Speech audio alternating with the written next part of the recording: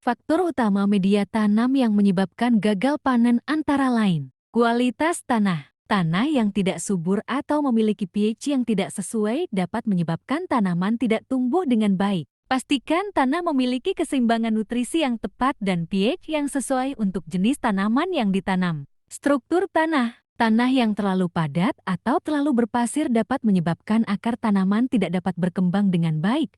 Penambahan bahan organik seperti kompos dapat membantu memperbaiki struktur tanah. Ketersediaan air. Kekurangan atau kelebihan air dapat menyebabkan tanaman stres dan gagal panen.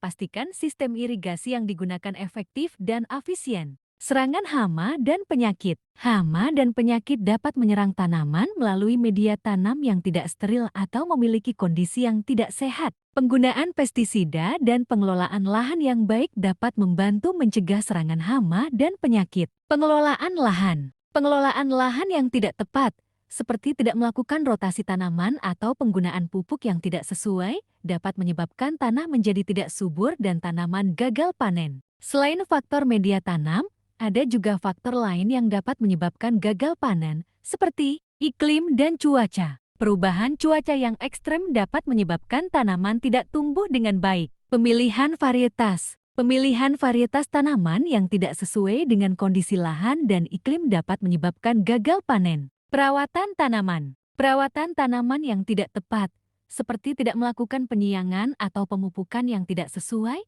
dapat menyebabkan tanaman tidak tumbuh dengan baik. Solusi untuk mengatasi masalah gagal panen akibat faktor media tanam dan lain-lain adalah sebagai berikut. Faktor media tanam. Pertama, pengujian tanah. Lakukan pengujian tanah untuk mengetahui pH dan kandungan nutrisi tanah. Kedua, penambahan bahan organik. Tambahkan bahan organik seperti kompos atau humus untuk memperbaiki struktur tanah dan meningkatkan kesuburan tanah. Ketiga, pengelolaan air. Pastikan sistem irigasi yang digunakan efektif dan efisien untuk menghindari kekurangan atau kelebihan air. Keempat, pengendalian hama dan penyakit. Gunakan pestisida dan pengelolaan lahan yang baik untuk mencegah serangan hama dan penyakit. Faktor lain. Pertama, pemilihan varietas. Pilih varietas tanaman yang sesuai dengan kondisi lahan dan iklim. Kedua, perawatan tanaman. Lakukan perawatan tanaman yang tepat, seperti penyiangan, pemupukan, dan pengendalian hama dan penyakit.